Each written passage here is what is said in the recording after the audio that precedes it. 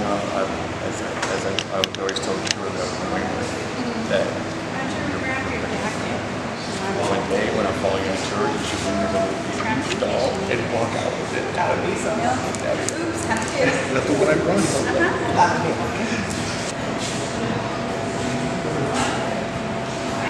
Of all places, I didn't think we'd find a movie prop here.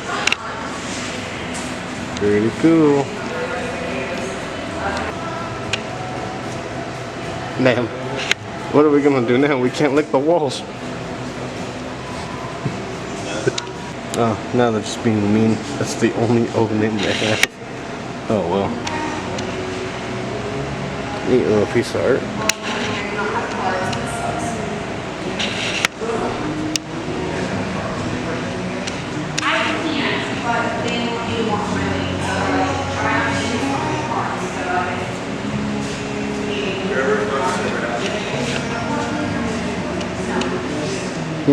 Kind of hard to touch that through glass.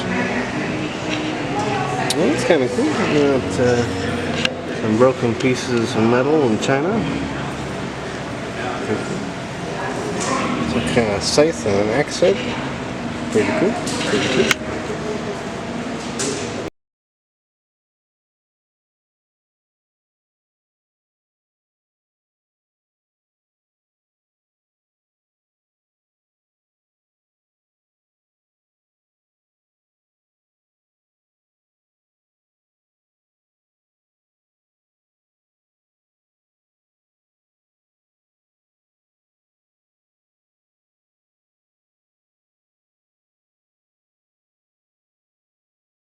The Gold Rush! Super huge moment for California, right? Probably one of the coolest things about us is why we're known as the Golden State.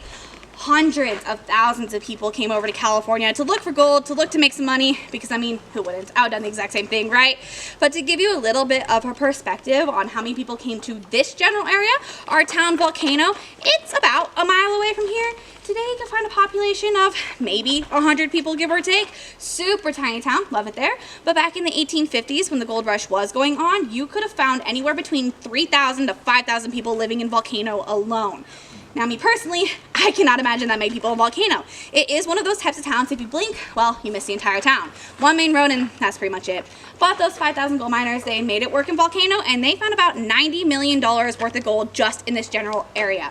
Lots and lots of gold, lots of gold miners, but there was one gold miner specifically by the name of E. Sammis. Sammis was walking around these hills back in 1854 with a couple of his gold mining buddies and he discovered Black Chasm Cavern. Now, chasm, that is actually a geology term. It just means a crack in the ground that leads into a cave system. And that crack didn't quite look like this back in 1854 when it was originally discovered. It was actually only about 18 inches wide with about a 20-foot drop down below. A literal crack in the ground. Now, if you're a gold miner and you find a cave, you think you're about to be super rich, super fast. You just gotta get in, get the gold, and get out. Do you guys think you found any gold inside this cave? No, he did not. You'd be correct, because if he did, well, we probably wouldn't be here today. The cave would have been destroyed for that gold. But the reason he did not find any gold inside our cave is because it's mostly made from limestone and marble. Limestone and marble cannot form gold. You would usually find gold around quartz crystals. And all of our crystals, our formations, they're made from calcite. So there was no gold inside, which is pretty disappointing when you're a gold miner. But Sammis, he was a very smart man. He did have the mining rights to the cave, meaning he owned the cave back in the 1850s, and he started giving cave tours like we are today. Except for he was charging his tourists a single pinch of gold for their entrance fee. So he was still making gold off this cave by giving those cave tours, even though there wasn't any he could mine inside. But in order to give those tours, he kind of had to make a bigger entrance. I don't know about you guys, but I wouldn't want to fight over who gets what harness and rappel down through an 18-inch crack just for a tour. That does not sound fun to me. Luckily for us, we could just walk right on inside because Sammis stuffed that crack full of gunpowder and dynamite and blew it open, giving us the entrance that we have today. Now, by doing so, did cause a little bit of damage, as well, most explosions usually do. The first room we're going to see is coated in clay and dirt, and everything's more of a reddish brown in color, when all of our formations are actually supposed to be more of a white or a yellow in coloring. But luckily, that was the only thing that actually affected the inside of the cave itself. The blast only opened up our entrance right here. But it did also blow out our designated touching rock. Our designated touching rock right here was once a formation inside the cave that got blasted out, so it is no longer growing. So if you do want to touch something, get it out of your systems now. This is the rock to do it with. Promise you can touch this one, just not the ones inside. And if you're extra curious and do want to lick something, make it this rock, please. It is an actual problem. I promise it tastes good though. If you want to lick it, you can. Are you guys stuff to kind of get like the little kids interested in stuff? And some of them do have the tendency to think, well, if it's named after a food, it must taste like this food. But 99% of the times it is an adult thinking that the cave is salty when it's not, and they just let their intrusive thoughts win. We have a wall in our cave that is the most licked wall in the entire cave, and it's great. It's wonderful. I promise it's not salty. It's not at all, I promise. Do we have any more questions before we actually head inside? Perfect. Alrighty, so I do got to give you guys a couple warnings before we head in, especially to those who are taller than myself, which is practically everyone on the planet. There is a low-hanging bar right at the entrance and a few low-hanging rocks right at the entrance, so just kind of watch your heads. There'll be a couple more low-hanging rocks throughout the tour, but I will let you guys know where they're at. But just continuously watch your heads and try not to bump into anything. But let's head inside, have some fun, and see some cool stuff, shall we? Yeah, absolutely.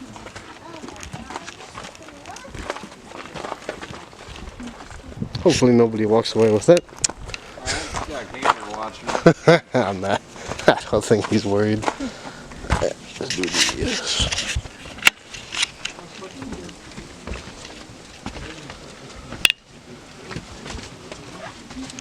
My shoes are going gray. It's my skirt on.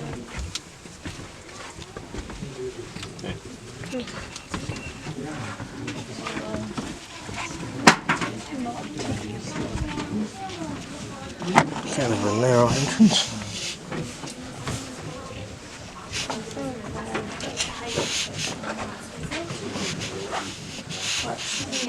Flashlight.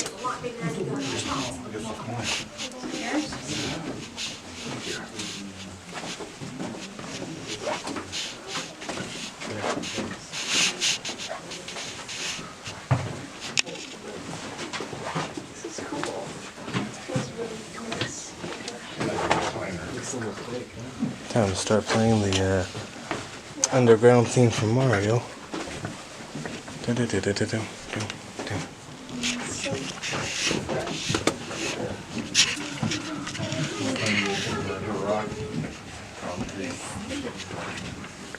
promise I won't bite if you can't hear me. You can't speak for everyone though.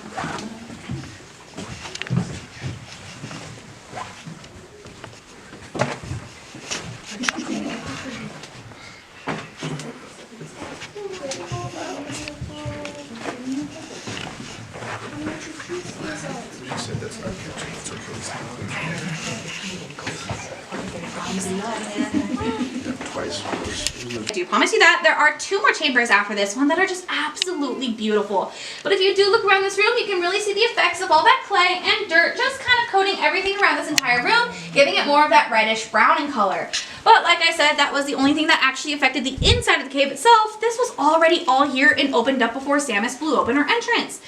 Now, while Samus was a very smart man by giving those cave tours, he was also a very greedy one, as most gold miners were back in the day, and he allowed his tourists to pay a second pinch of gold to reach up and break off the formations to keep as a souvenir. Souvenir like that today cost about that $10,000 plus some jail time, and you wouldn't even get to keep the souvenir. But if you do look around, especially above our heads up in here, you can see a lot of those formations have been broken right off. And even more so on our back wall back there, everything comes to a blunt end. But it even reaches all the way up above us in the back in here and around this entire room pretty much. Now that breakage, it is known as historic vandalism, but it is really unfortunate because once those formations do get broken off, they stop growing completely, so they will never grow back. And it is really sad, but luckily for us, it's mostly just contained to this room because they didn't go any further than this. But those formations, the ones that they had broken off, they are known as stalactites. Stalactites, also usually found with stalagmites, are some of the most common cave formations you could probably find. And they grow very similar to each other. Water is seeping in through Earth's surface, either from rain or snow or something in between, and as it is seeping in through the surface, it's picking up all sorts of minerals, carbon dioxide, and then slowly dripping into the cave. And as it's dripping and dripping and dripping, it's leaving behind what's known as a calcite deposit, forming the stalactites. And once it drips off the stalactite and hits the ground, it builds a calcite deposit growing upwards, forming the stalagmites. Now I know their names sound very similar to each other, pretty much the exact same, so the best way to remember or differentiate between the two of them, at least in my opinion, stalactites hang tight to the ceiling, so they're more of the cone or icicle shaped guys you see hanging off the sides of rocks or directly from the ceiling itself, whereas stalagmites might reach the ceiling one day, and you usually find those directly below stalactites. Now they are technically the fastest growing formation we have throughout the cave, although they do grow pretty slow. Stalactites and stalagmites grow at a rate of about 1 millimeter every 100 years. They grow super slow. But when I say stalagmites might reach the ceiling one day, sometimes they actually do. After, well, a few thousand years worth of growth, and you get one of these big guys. Wow. So what happens when a stalagmite and a stalactite meet somewhere in the middle? These are known as columns. Now, another pretty cool formation we do have throughout the cave is going to be known as flowstone. I call this one the melted chocolate ice cream waterfall, because apparently everything looks like food to me. But flowstone is formed when water flows down existing stone, leaving behind a calcite deposit, kind of creating more of a waterfall effect in stone. But one of my absolute favorite formations we have throughout the cave, maybe it is because I just really like food, especially breakfast food, but they are known as cave bacon. Cave bacon is its actual scientific name, I'm not kidding you, but cave bacon are going to be these guys up on the rock, up in here, these very thin strips. For you guys at the end of the platform, if you look just directly above your head, you'll see some delicious looking cave bacon. Wow. Now, when they are more of a pure white in coloring like these ones up here are, we do like to call them angel wings because they don't quite have a bacon look, but sometimes cave bacon can have red stripes in it, yellow stripes, and white stripes in it, giving it more of a bacon look. And they grow very similar to everything else, water. A single drop of water runs down the rock in the same path over and over again, leaving behind a calcite deposit layer after layer. But the different colors you might find in cave bacon are due to just a couple different things. The yellows and the whites you might find are just two different colors of calcite. Calcite can come in a range of a lot of different colors, but this cave mostly just has yellow or white or somewhere in between a yellow and white. But that red color you find in cave bacon is actually due to iron. Iron is mixing in with the water, with the calcite, and then it oxidizes, also known as rust, giving us a beautiful piece of bacon. But all those formations, they are pretty common in caves, nothing super special about them. I mean, I think the bacon's pretty cool, but unfortunately you can't eat this one. But we do have one that is extra special, and it is known as a helictite. Now, helictites, you can only find those in about 5% of caves in the entire world, and only 3 caves in the United States. And we actually take second place for largest collection in the United States. In first place is a cave in Utah, because Utah is just super cool, so they have to have everything. But in third place, we beat out a cave in Texas, because we just had to prove not everything's bigger in Texas, right? But those helictites I'm talking about are these guys sticking out of rocks. They kind of look like noodles, bones, antlers, coral, worms, I've heard it all. They even form some pretty fun shapes sometimes. Got a little shark guy right up here. He's my buddy. Now, not only are these a super uncommon type of formation, they grow at an incredibly slow rate. Helictites grow at a rate of about 1 millimeter every 500 years. What? They grow extremely slow. They actually grow so slow and they're so uncommon, in fact, that scientists still aren't 100% sure on how they form. They have a whole bunch of different theories on them, but their best and most accurate theory is that water is being pushed from natural cracks in the rock due to pressure, and that water becomes almost like a condensation, and then it evaporates, leaving behind a calcite deposit. But that doesn't 100% explain why sometimes they just randomly change direction the way they're growing, even tying themselves in knots sometimes, just kind of completely defying gravity, whereas everything else is gravity-based. So the best theory that I've personally heard about these guys was a little girl once told me that elves make them and stick them on the wall. And honestly, that makes a lot more sense what the scientists are saying. But that is going to be the majority of the formations we will be seeing throughout the tour today. There will be a couple more in the last room that just don't exist in this room or the next one, so it's a little bit easier for me to explain them, well, when you can actually see them. But do we have any questions before we move on? Because if you hit your head on it, you're gonna wish you didn't. So just watch out for him. And we'll go ahead and stop at the platform just directly below the wishing stones whenever you guys are ready to move on. Yeah, it does. The longer you look at the walls and stuff, the more shapes you start to see, the crazier you think you are. So when things actually look like stuff that I say they look like and other people can see it, it makes me feel less crazy. Right? So I feel like when I'm at work. Think somebody's ever caught one, or they just kind of make it up? This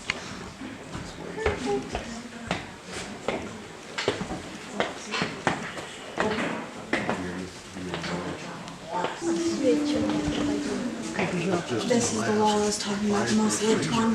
Right here. Oil It's wonderful. seeping in from the parking lot. Well, it doesn't glow like with, I think it's shortwave or whatever. Yeah.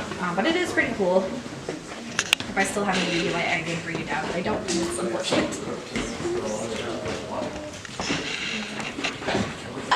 If you are brave enough to look over the edge and down below on the ends of the platform, unfortunately not in the middle, there is a big mean rock that likes to block the view.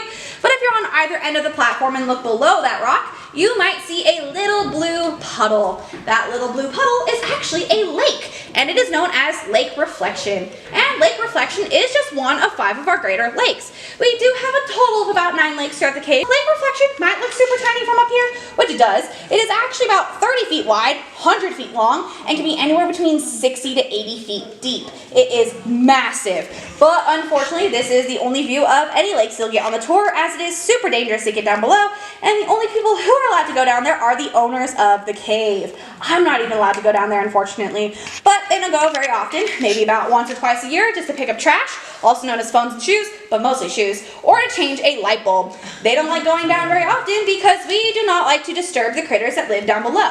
We do have 2 types of living critters in this cave. One of those does live in the lakes, and they are known as an amphipod. And an amphipod is a shrimp-like creature.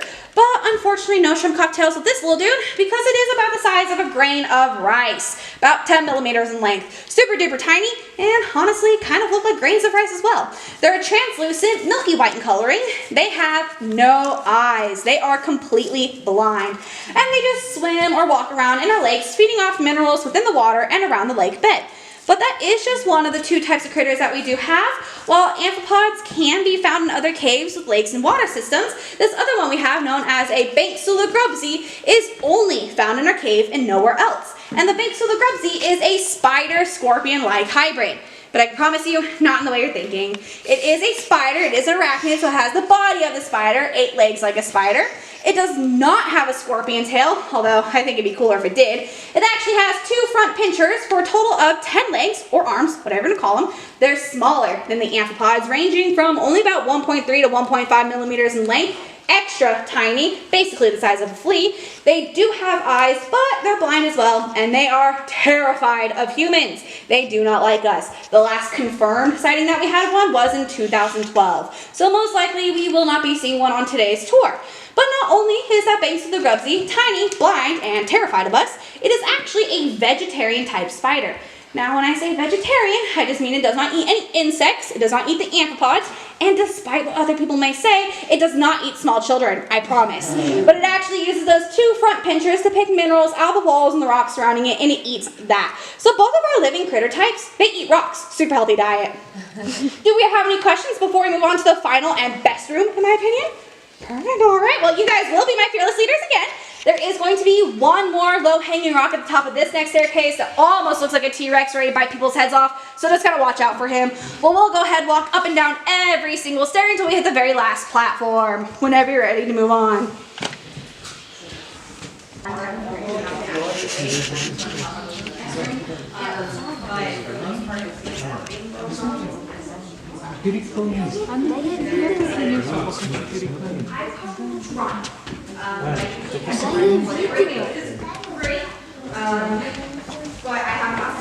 Oh yeah, that does kind of look like a T-Rex. Oh, kind of cool.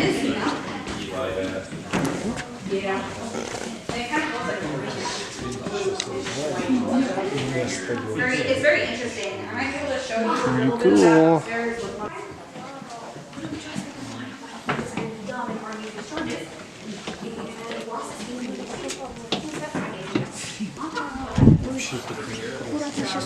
It does happen. Not super often. It's great, but it does happen. Hit my head on that little rock.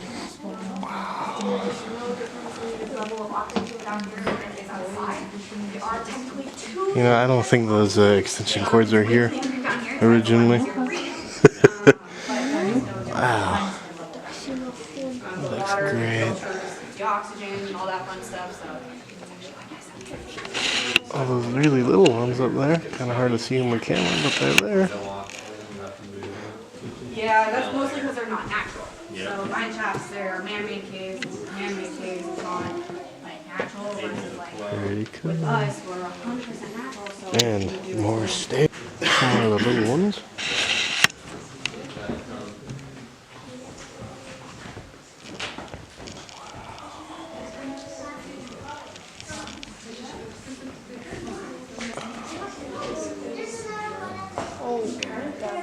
Well, welcome to our landmark chamber. This room here is home to some of our most magnificent formations, including that helictite collection that I was kind of bragging about.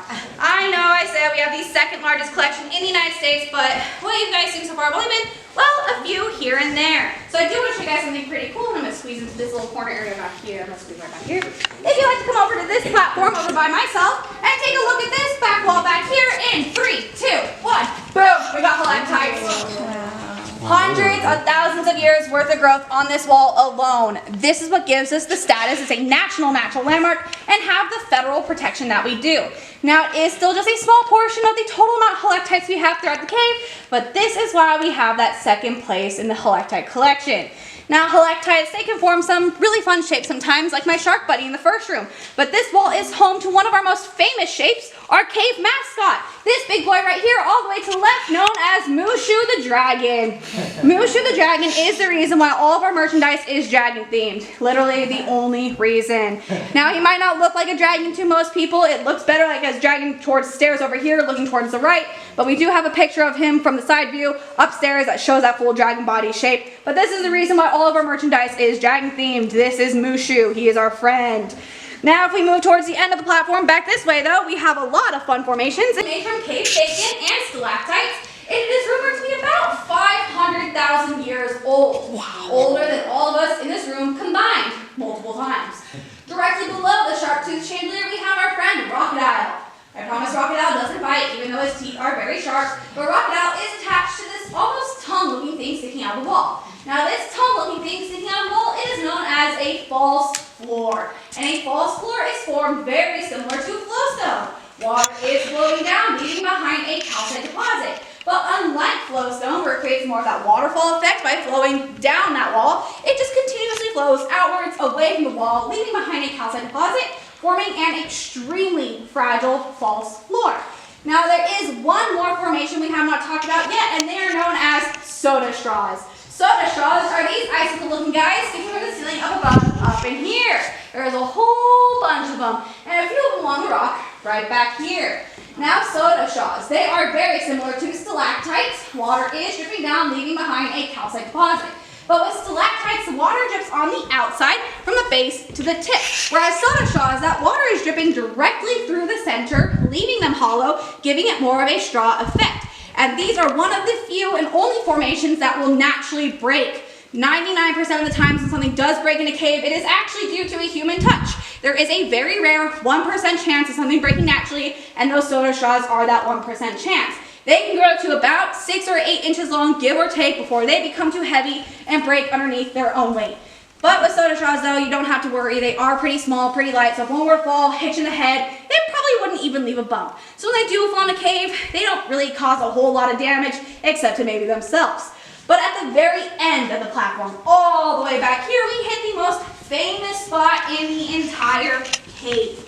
Anytime you might look up Black Chasm Caverns, especially on social media if that's your thing, the first picture you're probably going to see is of this guy. Welcome to Butterscotch Falls.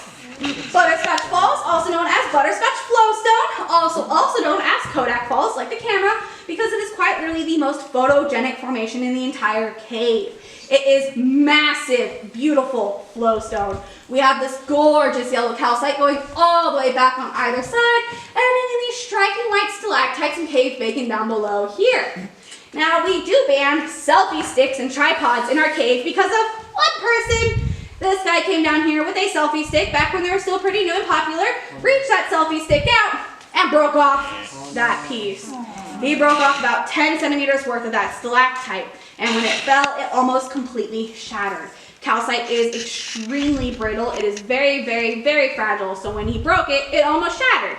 Now, we have been federally protected since 1976, way before this ever happened. So he did get charged for it, and he got charged $1,000 every centimeter he broke off, leading up to a $10,000 fine. Now, it would have just been the fine, but he did decide to argue his charges with a federal judge. Not exactly the smartest move on his part. He lost his case almost immediately and spent 5 days in jail on top of a $10,000 fine. So he wasn't very happy, probably never come back to his cave. Nor do we really want him to. We can spare the money it takes to get him down here. But it is super unfortunate that piece got broken off all for a picture because like the rest of them, it will never grow back. But we do have some good news. Scientists do say in a few more thousand years, this stalactite and that stalagmite are gonna meet and form a new column. So in a few more thousand years, we can all come back, hopefully get some senior discounts and see the new column, right? Absolutely, I'll meet you guys here. Perfect. So we have about like maybe 2 more minutes left on this tour. You guys can go ahead, walk around, take some pictures, ask some questions. Just kind of enjoy the last few moments of the cave on your own time. But thank you guys so much. I really appreciate y'all coming. Yeah. Of course, anytime. Must have to be down here. Brought down here because of the humans. We do have a little bit of this like weird white mold that grows everywhere. Caverns and all of its wonderfulness. If you did have a good time on this tour, we do expect to have to start making our way back up those 162 stairs that we just came from. The fun part. We do have a group waiting for us. But thank you guys so much. I really appreciate y'all coming on my tour.